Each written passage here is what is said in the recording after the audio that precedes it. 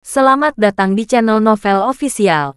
Sebelum kalian mendengarkan novel Pesona Pujaan Hati, jangan lupa like, share, and subscribe. Kalau tidak kusentil jantung kalian. Hehehehe. Tanpa lama-lama lagi langsung saja kita masuk di alur cerita novelnya. Bab 4441. Charlie melihat waktu. Dan baru lewat pukul 3 pagi. Jadi dia melambaikan tangannya dan berkata, "Tidak perlu, aku akan berjalan sendiri." Porter berkata, "Kalau begitu aku mengantarmu keluar." Saat Charlie keluar dari villa, seluruh Long Island terasa hening. Lagi pula, pukul 3 pagi. Orang-orang kaya yang tinggal di sini sudah mengakhiri kehidupan malamnya dan memasuki alam mimpi yang penuh dengan uang dan seks. Charlie berjalan di jalan sendirian, dengan perasaan campur aduk di hatinya. Dia tidak bisa membayangkan seberapa besar organisasi misterius ini. Dia menginterogasi 547 selama lebih dari 1 jam, dan dia belum tahu nama organisasi misterius ini. Pada saat ini, suara dan senyuman orang tuanya ketika mereka masih hidup kembali ke benaknya.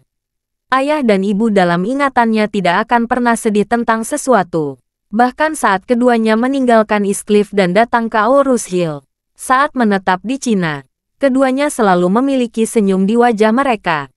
Mereka merapikan rumah dan membeli furnitur bersama.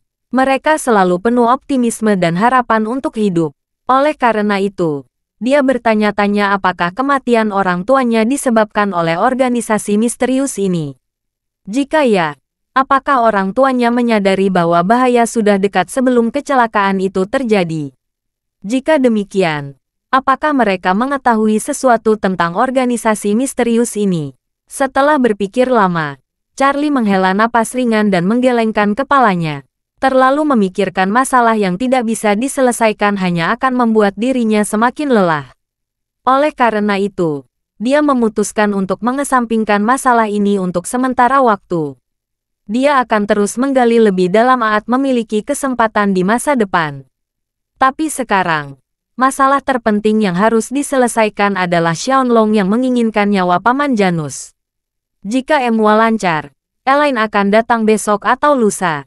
Jika semua lancar, dia akan menemani istrinya menonton konser lusa. Dan dia akan berangkat ke Hong Kong. Karena dia akan bertemu Xiaon, dia harus memiliki identitas dan kesempatan yang sesuai. Memikirkan hal ini, dia segera mengeluarkan ponselnya dan menelepon Doris. Doris sedang berurusan dengan urusan resmi di kantornya. Entah mengapa, tiba-tiba dia merasa sedikit kosong di pikirannya. Dia menyalakan komputer tablet di atas meja. Setelah itu, dia membuka album foto di tablet dan melihatnya dengan bingung. Adegan di foto itu persis kantornya. Tapi orang di foto itu bukanlah dirinya, melainkan Charlie yang duduk di sofa. Foto ini diam-diam diambil oleh Doris saat Charlie datang ke M Grand Group terakhir kali. Charlie adalah orang yang cukup aneh. Dia jarang memposting momen apapun, termasuk tidak pernah memposting foto dirinya sendiri, sehingga sulit untuk menyimpan foto dirinya. Oleh karena itu, Doris diam-diam mengambil foto dan menyembunyikannya di komputer tabletnya. Setiap kali memikirkan Charlie, dia melihat foto ini. Tepat ketika dia dalam keadaan linglung, telepon berdering tiba-tiba. Ketika dia melihat kata ketua di telepon, dia bahagia seperti seorang gadis kecil. Dia ingin segera mengambil teleponnya, tetapi karena suatu alasan, dia dengan cepat meluruskan rambutnya di depan cermin yang dipantulkan oleh lemari kaca di sampingnya. Dia menekan kegembiraannya dan menekan tombol jawab. Bab 4442. Hai, halo, ketua. Suara Doris penuh kegembiraan, dan Charlie tidak bisa memahaminya. Dia langsung ke intinya dan bertanya, "Doris, seberapa banyak yang kamu ketahui tentang Xiaolong di Hong Kong?" Xiaolong. Doris terkejut sesaat, dan kemudian berkata, "Xiaon ini adalah orang kaya yang sangat terkenal Pulau Hong Kong. Dia sangat romantis. Bagaimana kamu mengetahui dia?" Charlie berkata, "Saya ingin mendiskusikan sesuatu dengannya, tapi saya tidak ingin menggunakan identitas asli saya. Saya ingin bertanya apakah ada baik bagi saya untuk bertemu dengannya secara normal di Hong Kong." Doris berkata, "Ketua, M Grand Group tidak memiliki hubungan bisnis dengannya. Yang saya ingat, sebagian besar bisnis utamanya adalah pengiriman laut. Kamu bisa menelepon Autumn dan bisa bertemu atas nama Itoshio Shipping Group. Seharusnya ini tidak masalah." Dimengerti, Charlie sedikit tersenyum dan berkata, "Kalau begitu aku akan menelepon Autumn. Kamu harus melakukan pekerjaanmu." Doris tidak berharap Charlie menutup telepon begitu cepat. Jadi dia tanpa sadar berkata, "Ketua, tunggu sebentar." Charlie bertanya padanya, "Ada apa? Apakah kamu membutuhkanku?" Doris berkata, itu, seperti ini. Kamu menyembuhkan penyakit ayahku. Orang tuaku selalu sangat berterima kasih padamu. Ibuku memberitahuku beberapa hari yang lalu. Dia ingin mengundang kamu makan bersama. Saya bilang kepadanya, kamu sedang berada di Amerika Serikat. Dia bertanya kapan kamu kembali. Jika nyaman, kamu bisa makan malam di rumah. Charlie tahu bahwa keluarga Doris selalu sangat berterima kasih atas fakta bahwa ayah Doris diracuni dan gagal ginjalnya. Tetapi dia tersenyum dengan santai dan berkata, "Kamu tidak harus bersikap sopan saat memberitahu ayah dan ibumu. Ini hanya sedikit usaha." Charlie berkata lagi, "Tapi jangan khawatir. Saya akan berkunjung setelah kembali." Doris berkata dengan gembira, "Oke ketua. Kalau begitu aku akan memberitahu ibuku." Oke, Charlie langsung setuju. Dan berkata sambil tersenyum, "Doris, aku tutup telepon dulu. Aku akan menelepon Autumn." "Baik, Direktur." Charlie menutup telepon dan langsung menelepon Autumn yang bertanggung jawab atas isu shipping. Di ujung lain telepon, Autumn sama terkejutnya dengan Doris. Dia berkata, "Tuan Wade, mengapa kamu menelepon saya selarut ini?" Charlie tersenyum dan berkata, "Seharusnya sore di Cina, kan?" "Ya benar," Autumn berkata. "Bukankah di sana sudah larut malam? Kamu tidak takut Nyonya akan marah kamu meneleponku selarut ini?" Charlie berkata dengan santai, "Tidak, tidak. Aku sedang mencari udara segar di luar sendirian." "Oh, itu dia." Autumn mengumpulkan keberaniannya dan dengan sengaja menggoda. "Tuan Wade merindukanku dan menelepon ingin mengobrol denganku. Atau ada yang ingin kamu katakan padaku?" Charlie tersenyum dan berkata, "Aku ingin meminta bantuan kamu." Autumn merasa sedikit kecewa di hatinya. Namun dia berkata tanpa ragu, "Jika ada yang harus aku lakukan, katakan saja padaku." Charlie bertanya, "Apakah kamu kenal Xiaolong di Hong Kong?" "Xiaolong?" Autumn bertanya dengan rasa ingin tahu. "Pria kaya romantis yang terkenal di seluruh Hong Kong." "Ya." Charlie tersenyum dan berkata, "Itu dia." Autumn mengungkapkan, "Saya tidak mengenalnya dengan baik. Tetapi dia baru saja meminta asistennya untuk datang kepada saya beberapa waktu lalu. Dia ingin mengunjungi Itoshio Shipping Group secara langsung dan membicarakan kerjasama dalam bisnis pengiriman. Dia juga memiliki perusahaan pelayaran. Tetapi karena situasi ekonomi dan peningkatan pesat Itoshio Shipping Group, kondisi operasi perusahaan pelayarannya tidak terlalu baik. Jumlah kapal kita tidak cukup, tetapi 30% kapalnya sedang menganggur. Dia sangat ingin bekerja sama dengan kita dan mensubkontrakkan beberapa sumber daya rute kita dari daratan, Jepang, Korea Selatan, Eropa, dan Amerika Serikat. Bab 4443. Charlie bertanya pada Autumn, "Apa yang sudah kamu lihat dengan Xiaon ini?" "Belum." Autumn menjawab singkat lalu berkata, "Sejujurnya, bentuk kerjasama dengan mereka yaitu, kita mentransfer bagian yang tidak dapat kita kerjakan kepada mereka dengan biaya perantara. Saya membuatnya menunggu untuk menurunkan ekspektasi psikologisnya. Saat kita memulai negosiasi, kita dapat mengupayakan lebih banyak ruang untuk biaya perantara." "Mengerti," Charlie berkata sambil tersenyum. "Kalau begitu, kamu bisa menghubunginya dan mengatakan kamu akan mempertimbangkan kerjasama ini. Katakan padanya bahwa kamu akan mengirim asisten ke Hong Kong untuk memeriksa. Minta dia menerima asisten itu." Musim gugur yang cerdas segera merasakan poin kuncinya. Dia bertanya, "Tuan Wade, kamu akan pergi ke Hong Kong dan berpura-pura menjadi asisten saya?" Charlie berkata sambil tersenyum. Bukan hanya kunjungan kerja saja. Aku memang ingin bertemu dengan Xiao itu. Autumn berkata, kamu bosku, agak tidak pantas kamu berpura-pura menjadi asistenku. Tidak ada yang tidak pantas. Charlie berkata sambil tersenyum. Katakan saja dengan namaku. Katakan aku asistenmu. Minta dia mengirim seseorang menjemputku di bandara pada waktu yang ditentukan. Oke, Autumn tahu bahwa tindakan Charlie pasti memiliki arti lain.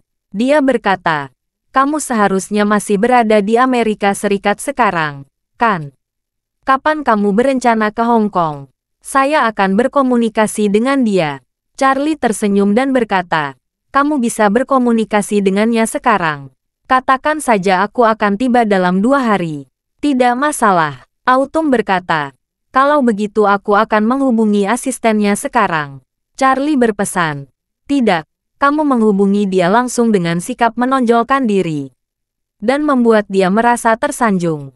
Autumn tidak bisa menahan tawa dan berkata, oke Tuan Wade, saya mengerti. Kalau begitu saya akan menghubunginya sekarang. Pada saat yang sama di Hong Kong, di kawasan sentral, di mana setiap jengkal tanahnya mahal, terdapat bangunan modern yang tak terhitung jumlahnya. Ini adalah pusat keuangan Pulau Hong Kong, dan hampir setiap grup multinasional di dunia membangun cabangnya di sini. Di salah satu gedung pencakar langit, seorang pria gemuk dengan tubuh kembung sedang merokok cerutu. Dia menghadap ke pelabuhan Victoria di luar jendela lebar dengan wajah bangga. Ada ketukan di pintu, dan dia berteriak keras tanpa menoleh ke belakang. Masuk. Asistennya membuka pintu, melihatnya tanpa henti. Dan dengan cepat berkata, Ketua, Anda sedang dalam suasana hati yang baik hari ini. Tentu saja, Xiao tertawa, menatap asistennya dan bertanya, Marley, apa kamu masih ingat orang terkutuk Janus itu? Asisten itu terkejut sesaat, dan berkata, tentu saja saya ingat, Janus Campbell. Oh tidak, orang yang tidak tahu terima kasih itu telah hilang lebih dari 10 tahun. Xiao mencibir dan berkata, saya kehilangan jejaknya selama 20 tahun. Saya pikir tidak akan pernah lagi. Tapi Tuhan tahu, dia akan segera kembali ke Hong Kong. Asisten itu bertanya kepadanya. Dia, beraninya kembali ke Hong Kong. Dia ingin mati. Xiao bersinar dan berkata, dia ditangkap oleh Departemen Imigrasi AS karena tinggal secara ilegal. Pihak AS akan segera mengirimnya kembali. Orang ini bersembunyi di luar selama bertahun-tahun. Dan dia akhirnya pulang. Hahaha, Xiao bersenandung. Kembalilah, kembalilah, pengembara yang berkelana. Kembalilah, kembalilah, kamu lelah mengembara. Bab 4444. Mengetahui Janus akan segera dideportasi. Suasana hati Xiao sangat baik. Selama 20 tahun terakhir, dia selalu merasa bahwa dia diselingkuhi. Dan sekarang akhirnya memiliki kesempatan membalas rasa malunya. Oleh karena itu, sejak kemarin, dia telah menghitung detik, ingin Janus segera kembali. Saat Janus kembali, alias tidak banyak orang Hong Kong yang akan berusaha membunuh Janus demi kepentingannya. Kalau dia mati, rasa malu yang telah diselingkuhi akan hilang. Pada saat ini, ponselnya tiba-tiba berdering. Jadi dia mengeluarkan ponselnya dan berkata dengan sembarangan, halo, siapa ini? Di ujung telepon lain, Autumn berkata dengan tenang, Tuan Panjang, bukan. Saya musim gugur dari pengiriman isu. Ekspresi Xiao tiba-tiba menjadi sangat patuh, dengan cerutu di satu tangan dan ponsel di tangan lainnya. Dia berkata dengan hormat, jadi, Nona Hart, sudah lama saya mengagumi Anda. Saya berkali-kali mencari kesempatan untuk mengunjungimu secara langsung. Setelah itu, Xiao dengan cepat bertanya lagi. Ngomong-ngomong, Nona Hart, apakah asisten saya sudah menjelaskan situasi kami kepada Anda dengan jelas sebelumnya? Kami sangat berharap dapat bekerja sama dengan isu shipping. Itu tergantung pada kesediaan Anda. Kalau ada waktu, kita bisa tiba-tiba. Kami akan melaporkan keuntungan kami kepada Anda secara langsung.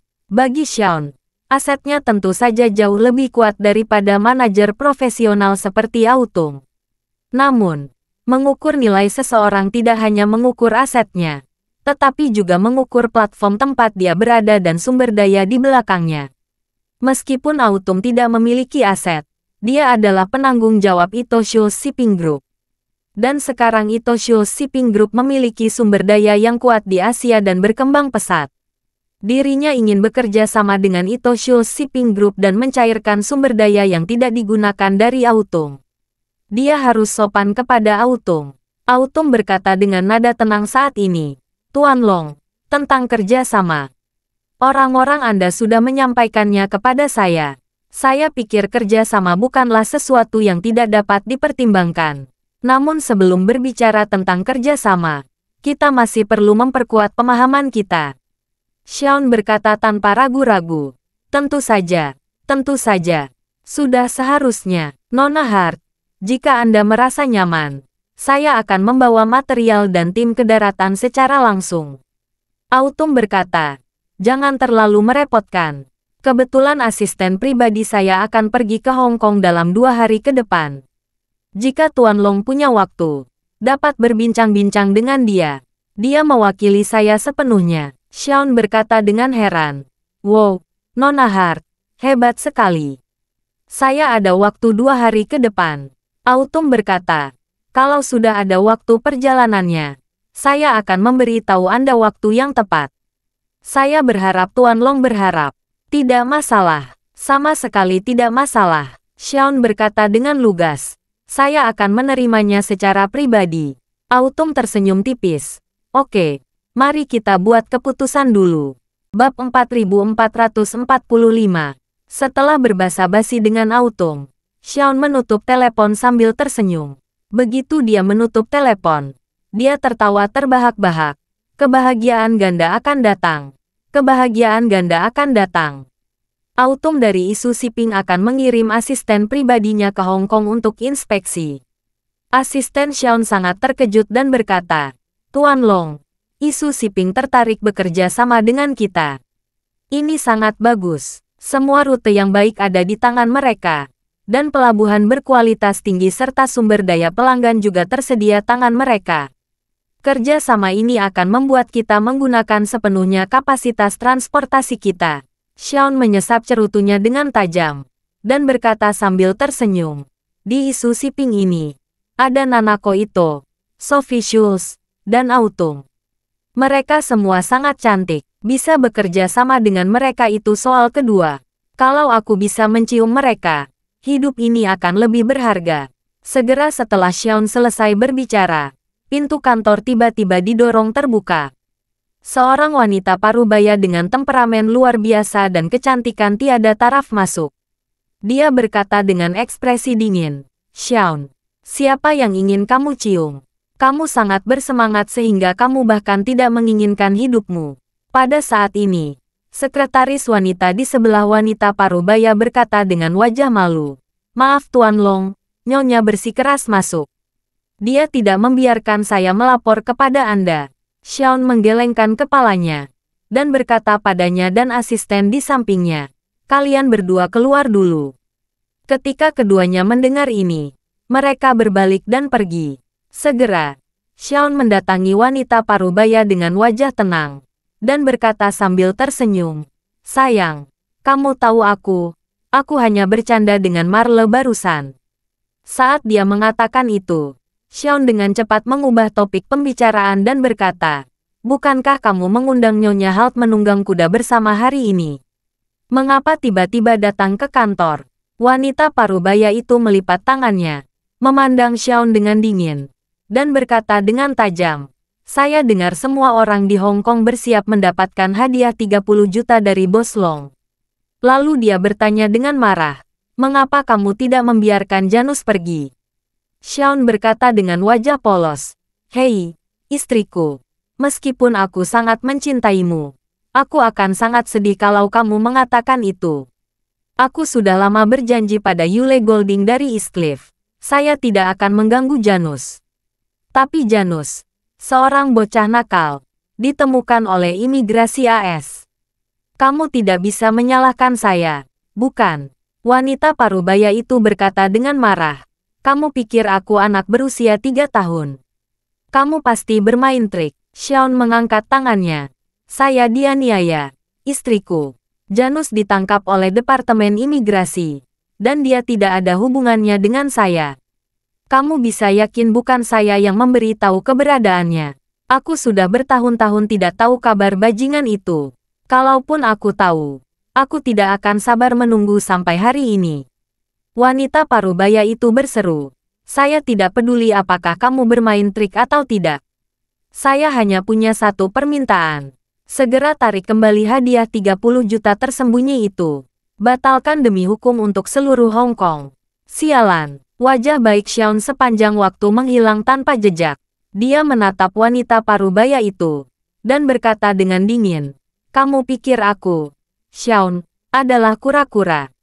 Aku menarik kembali kata-kataku. Apa yang orang-orang Hong Kong pikirkan tentang saya? Saya, Xiaon Long, orang yang bermartabat dan kamu mengkhianati saya. Saya diolok-olok selama 20 tahun.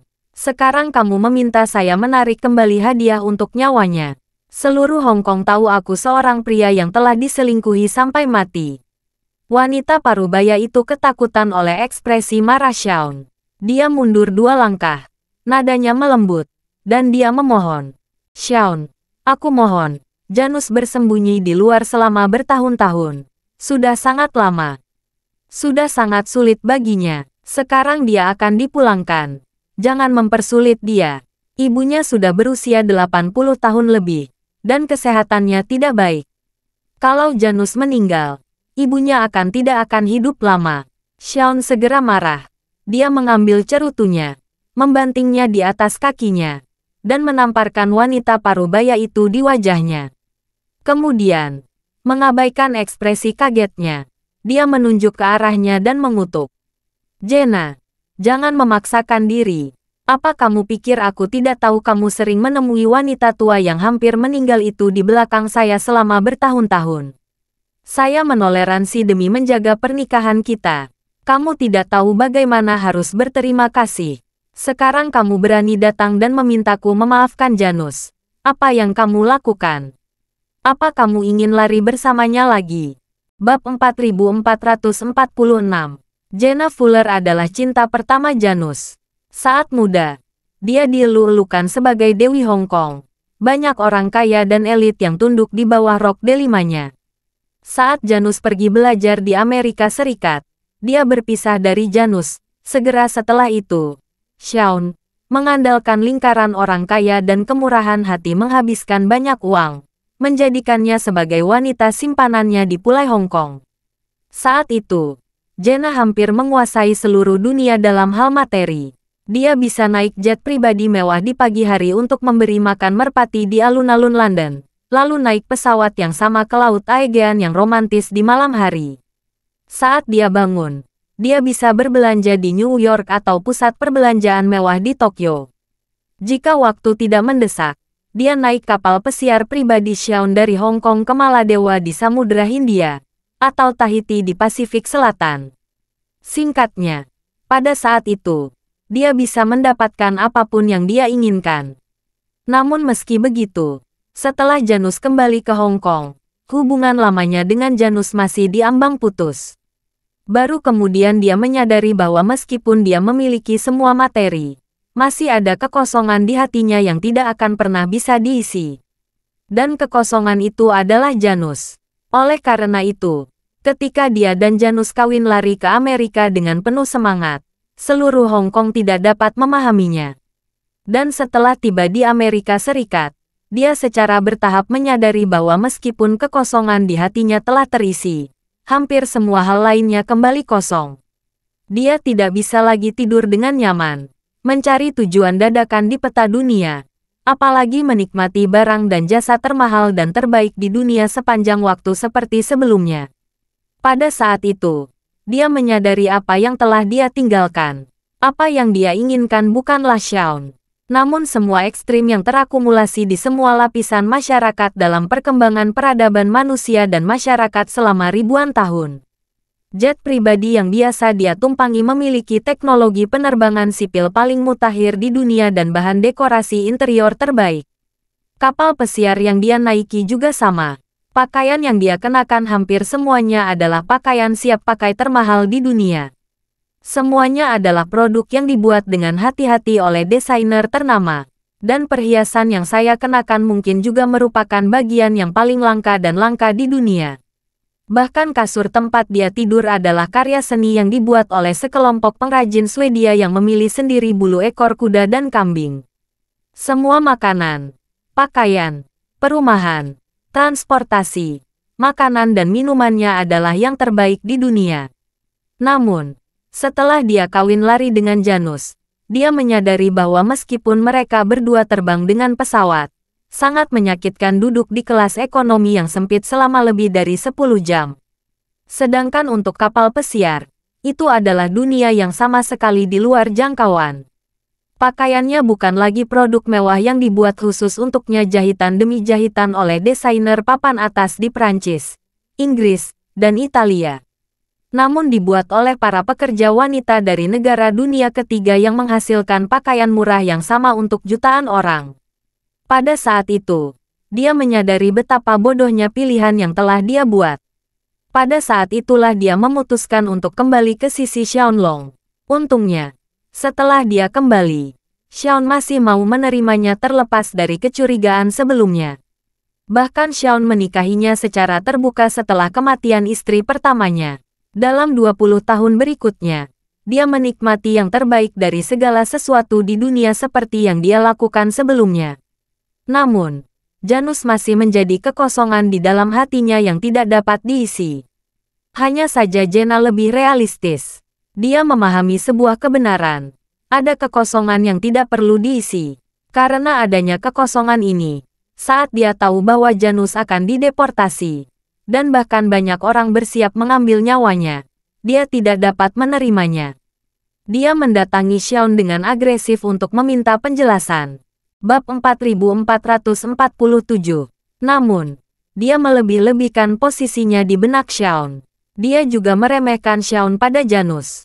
Tamparan itu mengenai wajahnya, dan dia sedikit panik pada saat itu. Karena dia takut akan kehilangan lagi semua yang ada di sekitarnya. Jadi, dia dengan cepat menjelaskan kepada Janus, "Janus, jangan salah paham. Aku tidak bermaksud apa-apa. Aku hanya..." Xiaon berkata dengan dingin, "Diam. Aku tidak ingin mendengar apa yang kamu maksud. Aku hanya ingin memberitahu kamu. Kamu tidak boleh menyebutkan apapun yang berhubungan dengan Janus di depan saya. Atau kamu akan mencapai sejauh yang kamu bisa." Jenna ketakutan. Dia tahu bahwa meskipun Xiaon menyukai dan memiliki keinginan yang kuat untuk memilikinya, Xiaon selalu mewaspadainya. Meskipun dirinya sudah menikah dengan Xiaon, dia selalu diisolasi dalam hal aset. Sebelum Xiaon menikahinya, dia telah meminta untuk menandatangani perjanjian untuk secara sukarela menyerahkan semua harta bersama suami istri. Oleh karena itu, jika Xiaon menceraikannya, dia hanya punya satu pilihan, yaitu meninggalkan rumah. Jadi, sambil menangis, dia berkata kepada Xiaon, "Saya salah. Xiaon, saya tidak akan pernah membuatmu marah lagi." Xiaon mengangguk tanpa ekspresi, dan berkata dengan dingin, "Nyonya Halt pasti sudah menunggumu." Jenna dengan cepat berkata, "Ya, Nyonya Halt menungguku di arena pacuan kuda, Xiaon. Kalau begitu aku pergi dulu. Apa yang kamu ingin makan malam ini? Aku akan meminta pelayan menyiapkannya." "Tidak perlu." Xiaon mengulurkan tangannya. "Aku sedikit kesal. Aku ingin sendirian." Jenna berkata dengan gentar, "Oke, kalau begitu aku pergi dulu." Setelah selesai berbicara, dia dengan cepat berbalik dan pergi dengan panik. Keesokan harinya, pagi-pagi di New York, saat Claire membuka matanya, Charlie masih tertidur nyenyak di sisinya. Dia tidak tahu bahwa Charlie pergi sendirian tadi malam dan tidak kembali sampai hampir subuh. Setelah bangun, dia meminta departemen R&B hotel untuk mengantarkan sarapan. Saat Charlie keluar dari kamar tidurnya, dia tersenyum dan bertanya, "Bagaimana tidurmu, suamiku?" Sangat nyenyak. Charlie sedikit tersenyum, dan menjawab dengan santai, "Sebenarnya dia tidak tidur sama sekali, hanya berbaring di tempat tidur. memikirkan hal-hal yang berkaitan dengan organisasi misterius itu. Claire menyapanya dan berkata, "Sarapan sudah datang. Ayo makan." Charlie mengangguk, dan begitu mereka berdua duduk di meja makan, video Elaine dikirim ke Claire. Setelah video diunggah, Claire melihat ke arah Elaine di video tersebut dan bertanya sambil tersenyum, "Bu, mengapa kamu mengirimkan video?" Elaine mengatupkan mulutnya, menangis dan membohongi Claire, dan berkata, "Claire, Ibu sangat merindukanmu. Kamu tidak tahu. Sejak kamu dan Charlie pergi, Ibu kesepian di rumah. Aku tidak ingin tinggal di rumah ini." Bab 4448. Di sisi lain, saat Elaine menangis ke arah kamera, diam-diam meneteskan obat mata dari titik buta di mana kamera tidak dapat merekam. Di ujung lain, Claire melihat ibunya menangis karena kesepian. Dia merasa tertekan. Dia berkata, "Bu, kamu bisa jalan-jalan. Bukankah Charlie sudah memberi 500.000 yuan? Kamu bisa mengikuti kelas atas dan bersenang-senang. Setelah cukup bersenang-senang, kamu bisa kembali." Mendengar ini, Elaine berkata pada gadisnya sendiri, "Gagasan itu cukup bagus. Poin utamanya adalah saya tidak punya uang lagi untuk jalan-jalan." Memikirkan hal ini, dia menyeka air matanya dan berseru dan berkata, "Claire, Ibu tidak mau keluar jalan-jalan. Ibu merindukanmu." Claire berkata tanpa daya, "Tapi, kursusku masih 20 hari lagi. Aku belum bisa kembali." Nyatanya, Claire tidak pernah memikirkan apakah mungkin bagi Elaine untuk datang ke Amerika Serikat.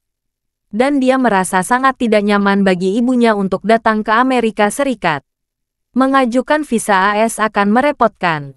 Harus pergi ke kedutaan untuk wawancara. Dan ada kemungkinan ditolak. Selain itu, dia juga tahu karakter ibunya. Jika dia datang ke Amerika Serikat, kehidupannya bersama Charlie mungkin tidak akan aman. Elaine adalah ibunya. Dia bisa menerima jika ibunya sedikit membujuk. Tapi dia takut Charlie akan merasa tidak nyaman. Oleh karena itu, dia tidak berani meminta ibunya datang tanpa izin Charlie.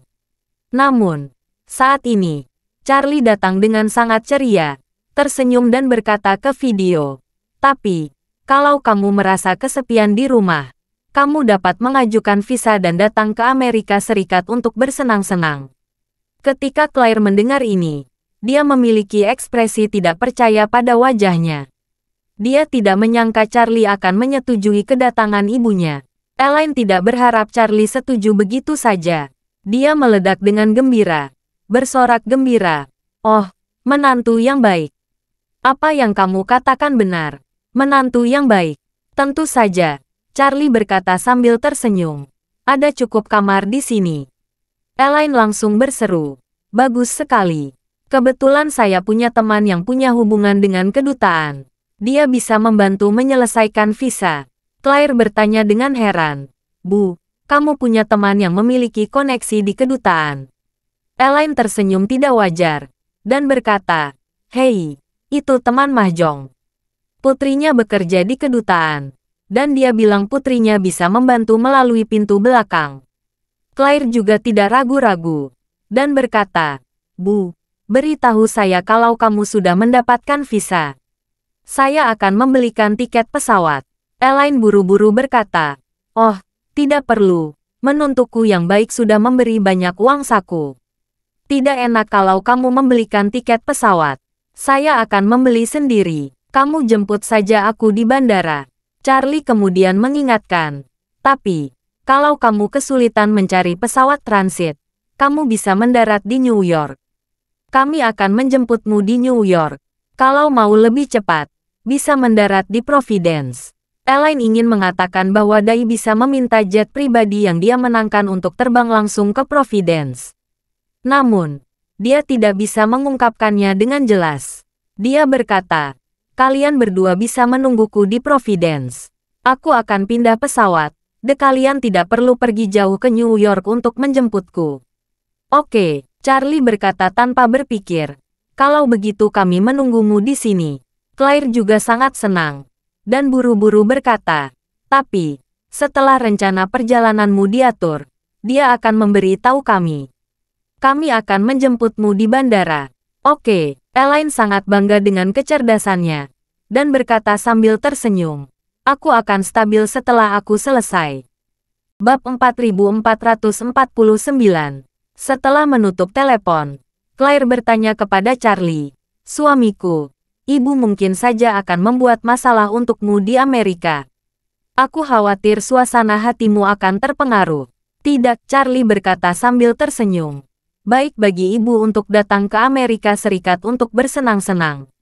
Dia bisa menemanimu. Kamu pasti sangat merindukannya setelah jauh dari rumah begitu lama. Claire mengangguk ringan dan berkata, sudah lama jauh dari rumah. Aku memiliki beberapa kekhawatiran. Charlie tersenyum sedikit dan berkata, kamar hotel sangat besar. Terlalu banyak ruang untuk dua orang tinggal bersama. Akan sedikit lebih hangat kalau ibu ada di sini.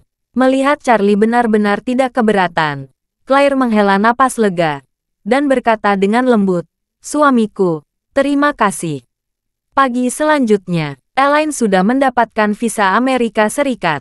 Orang-orang dari perusahaan perhiasan mengkonfirmasi dengannya bahwa waktu keberangkatan pesawat adalah sore ini. Elaine berganti pakaian terindahnya pada siang hari, membawa Hermes pemberian Charlie di punggungnya, dan naik mobil bisnis yang disediakan oleh toko perhiasan ke Bandara Aurus Hill. Di bandara, Elaine untuk pertama kalinya mengalami kesopanan tingkat tinggi naik pesawat di gedung VIP. Kendaraan bisnis mewah mengantarnya ke landasan. Dua staf darat yang cantik mengawalnya sambil membantunya membawa barang bawaannya, lalu naik jet pribadi ke Amerika Serikat. Gulfstream G650 ini adalah jet bisnis milik Moore Group. Jasmine secara khusus menyiapkan pesawat ini untuk mengantarkan Elaine sendirian. Bagian dalam pesawat sangat mewah, membuat Elaine merasa seolah-olah dia telah memasuki istana di langit. Dia satu-satunya penumpang di kabin besar yang mewah. Kesombongannya telah diperbesar tanpa batas. Begitu Elaine duduk di kursi malas yang sangat empuk, tiga pramugari wanita cantik maju ke hadapannya. Ketiganya membungkuk dalam-dalam ke Elaine. Dan kemudian, dipimpin oleh pramugari wanita, mereka mengambil posisi setengah berlutut, menatapnya. Pramugari berkata, yang terhormat Nyonya Elaine, selamat datang di penerbangan ini. Ini adalah penerbangan langsung dari Aurus Hill ke Providence, AS. Waktu penerbangan sekitar 15 jam. Saya pramugari penerbangan ini. Dua di samping saya adalah pramugari awak pesawat kami. Kami bertiga akan melayani Anda selama penerbangan. Anda dapat meminta kebutuhan apapun kapan saja. Elaine tiba-tiba merasa jiwanya keluar dari tubuhnya. Dan berkata dengan wajah santai, oh, ini kerja keras untukmu. Pramugari senior berkata dengan sangat rendah hati, inilah yang harus kami lakukan. Pada saat ini, dua pilot juga datang ke kokpit, dan mereka juga membungkuk sedikit ke Elaine. Lalu salah satu dari mereka berkata, yang terhormat Nyonya Elaine, saya kapten yang bertugas dalam penerbangan ini. Kami berdua akan memastikan keamanan, ketepatan waktu, dan kenyamanan penerbangan ini. Pesawat telah mengajukan akses VIP dan dapat mengantri lepas landas kapan saja. Jika Anda siap, kita siap take off kapan saja. Jika Anda masih ingin istirahat, kami akan menunggu instruksi Anda. Elaine sangat senang sehingga dia tidak bisa menutup mulutnya. Dia bergumam. Tidak heran terbang senilai 1,2 juta. Benar-benar kenikmatan raja. Dia dengan cepat melambaikan tangannya dan berkata, aku sudah siap. Ayo berangkat. Kapten segera mengangguk dan berkata, oke, Nyonya Elaine, kami akan mengajukan take off. Elaine tiba-tiba memikirkan sesuatu, dan buru-buru berkata, silakan, silakan. Sambil berbicara, dia mengeluarkan ponselnya dari tasnya, dan berkata kepada beberapa orang, oh, saya sangat bersemangat. Saya lupa merekam video. Kalian bisa mengulang kata-kata kalian tadi. Kapten berkata tanpa berpikir, oke, Nyonya Elaine, kami akan mengulangnya lagi. Elaine menggelengkan kepalanya dan berkata, tidak dimulai darimu.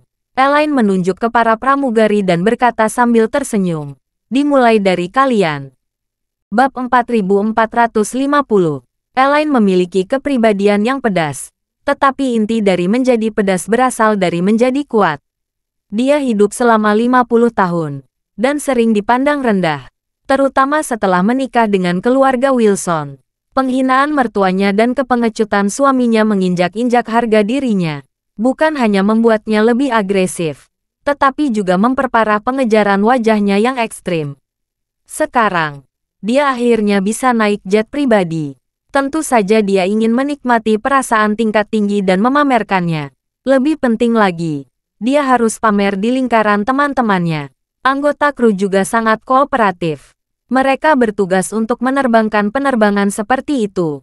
Pendapatan melayani Elaine saja beberapa kali lebih tinggi daripada pendapatan melayani seluruh maskapai penerbangan sipil dengan ratusan orang. Tentu saja, mereka ingin mengabadikan Elaine sebagai Buddha tua. Setelah merekam video sepuasnya, Elaine membuat grup khusus agar tidak terekspos di depan Charlie, Claire, dan Jacob.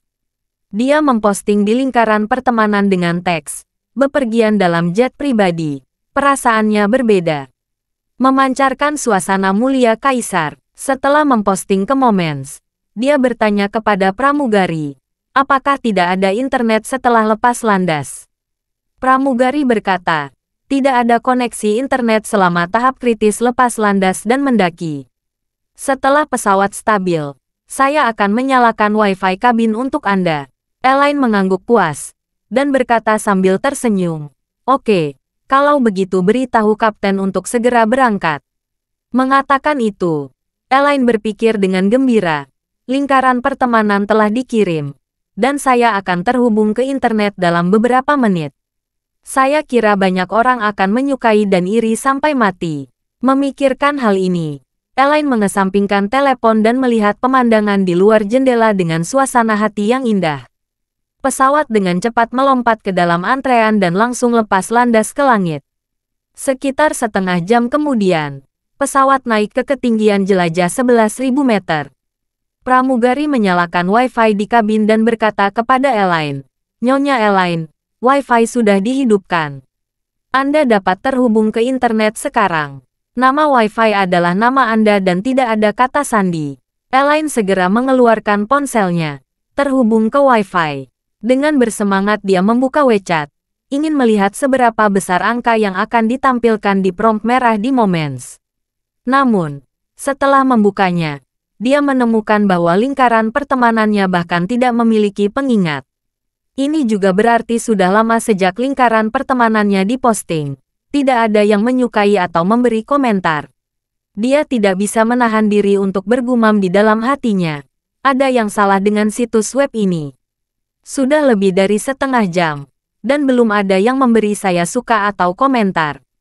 Memikirkan hal ini, dia bertanya kepada pramugari, apakah ada yang salah dengan jaringan Wi-Fi? Sudah menunjukkan terhubung di sini. Tetapi sebenarnya belum terhubung ke internet.